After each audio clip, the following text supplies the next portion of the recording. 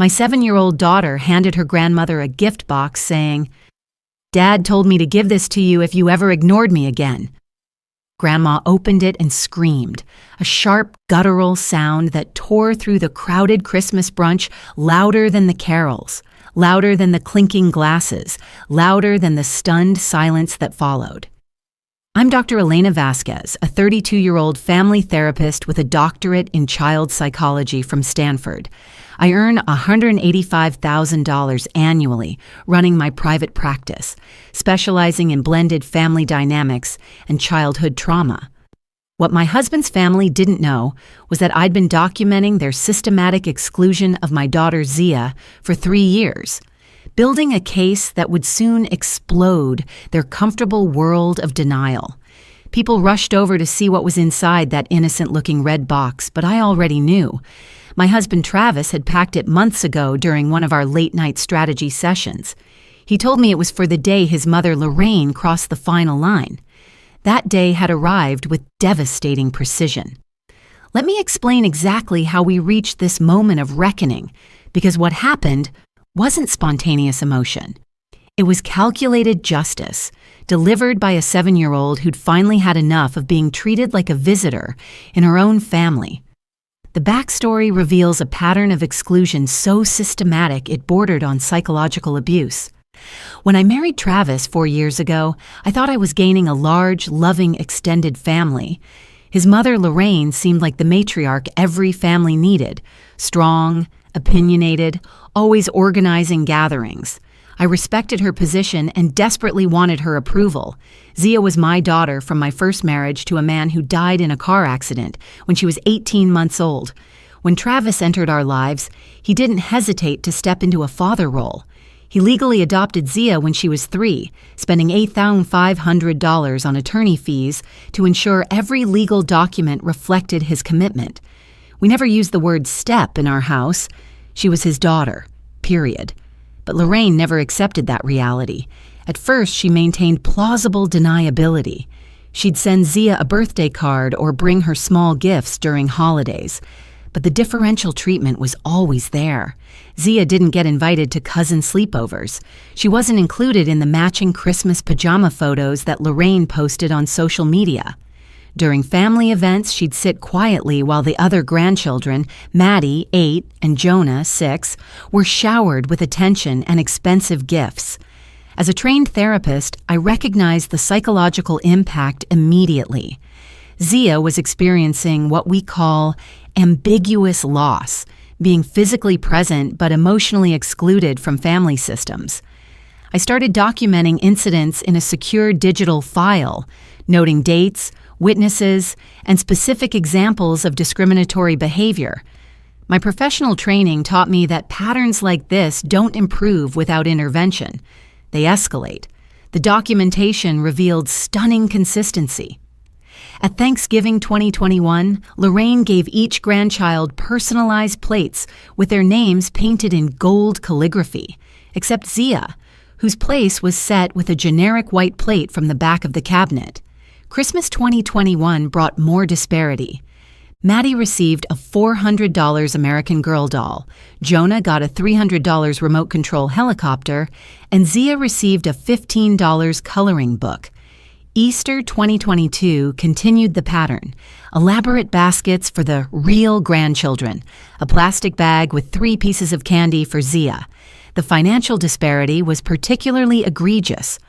Over 3 years, I calculated that Lorraine spent approximately $2,800 on gifts and experiences for each of the other grandchildren, while spending less than $200 total on Zia. But the emotional damage was incalculable.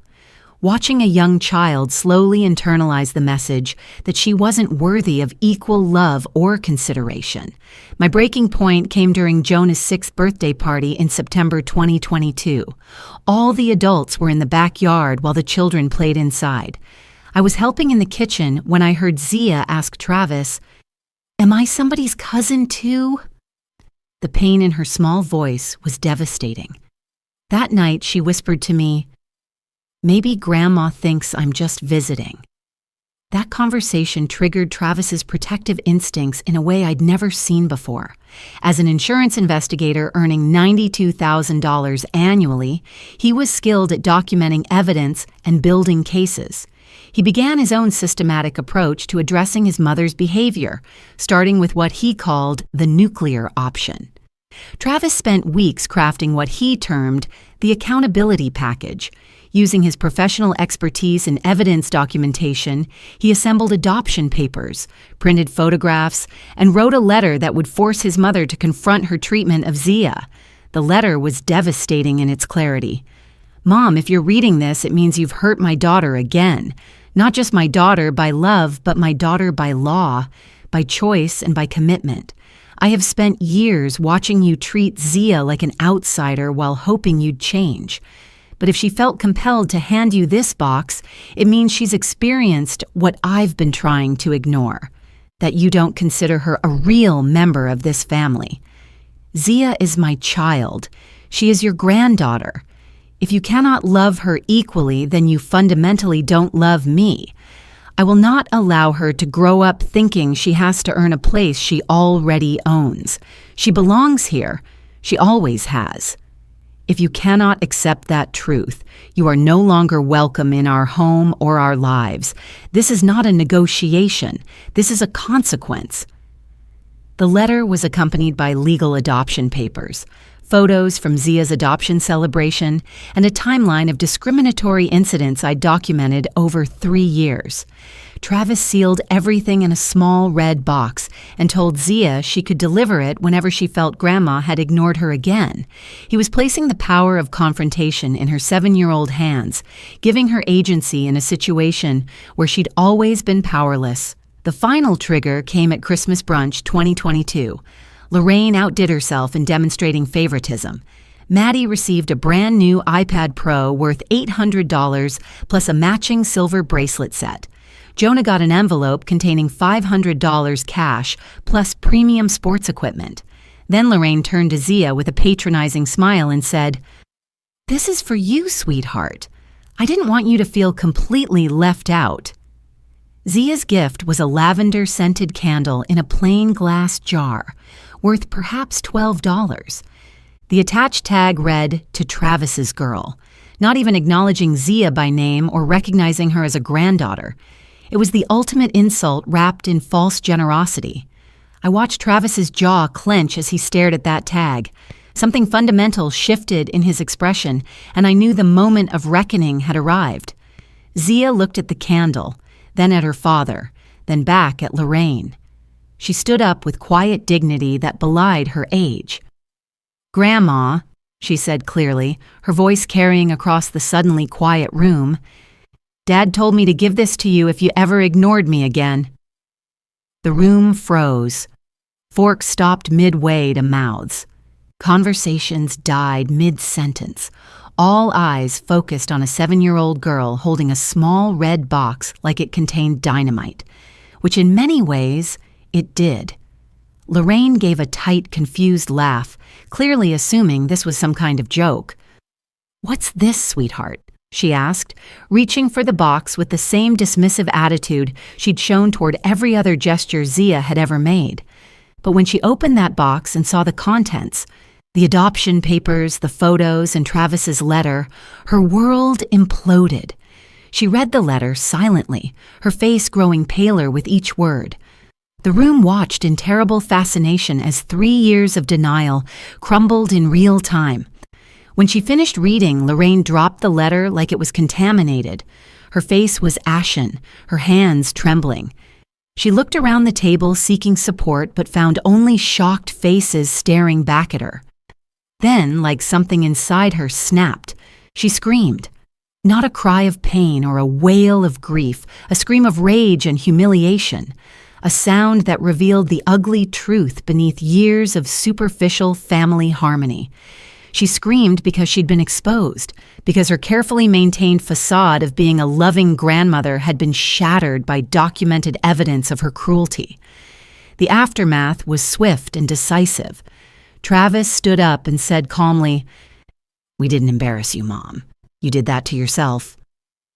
When Lorraine tried to blame me for turning him against his own mother, I responded with professional composure. Zia gave you a gift today. She gave you the chance to see her. You chose not to. We left immediately. No dramatic speeches, no prolonged confrontations. We simply gathered our coats and walked out, leaving Lorraine to face the consequences of her choices with a room full of witnesses who had finally seen the truth. The immediate aftermath was telling. Lorraine made no attempt to contact us or apologize.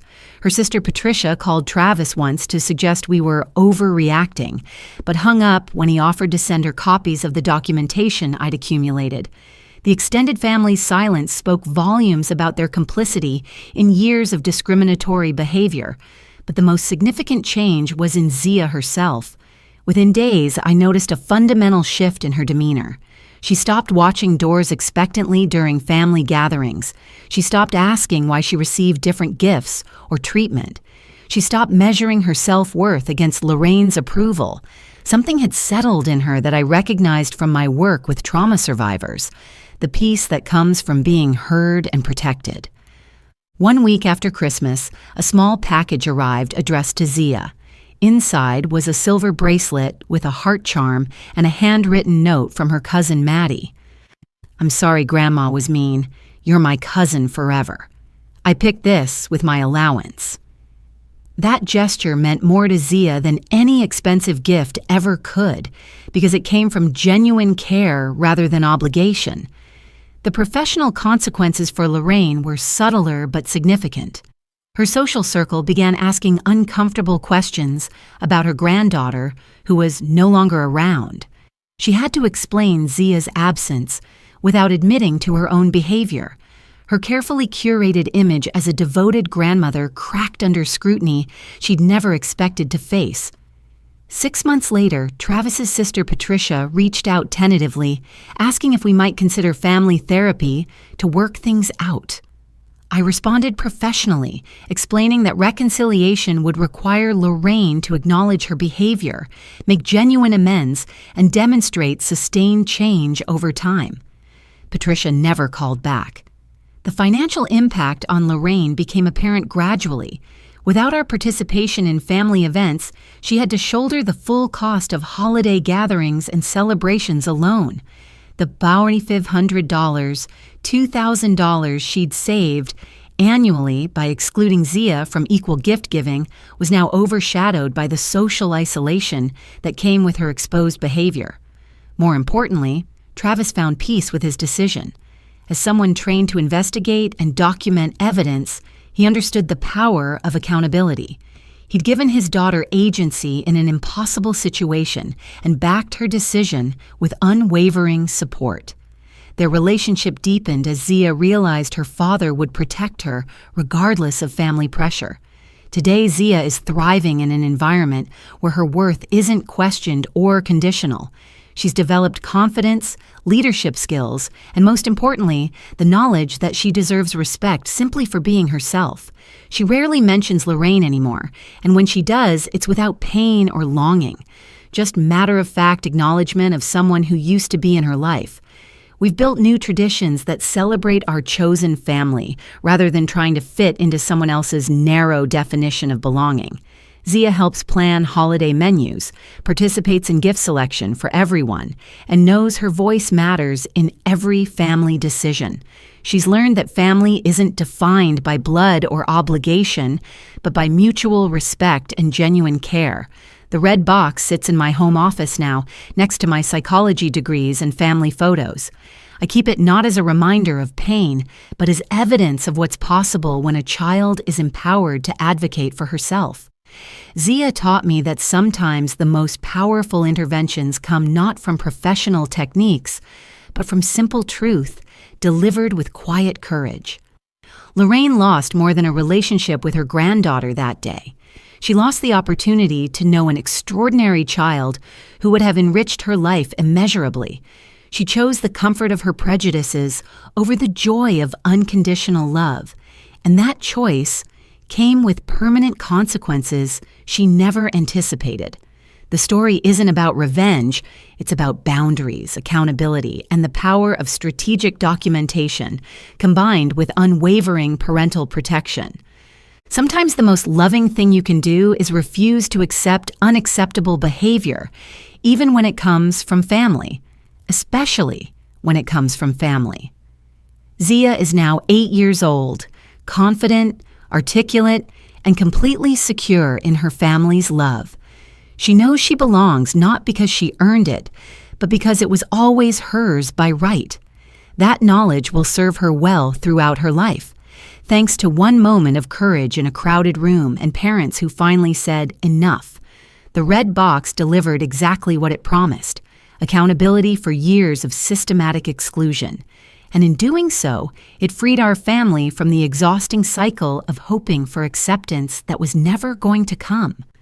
Sometimes the greatest gift you can give a child is the knowledge that they don't need anyone's permission to belong in their own family. That's a lesson worth screaming about,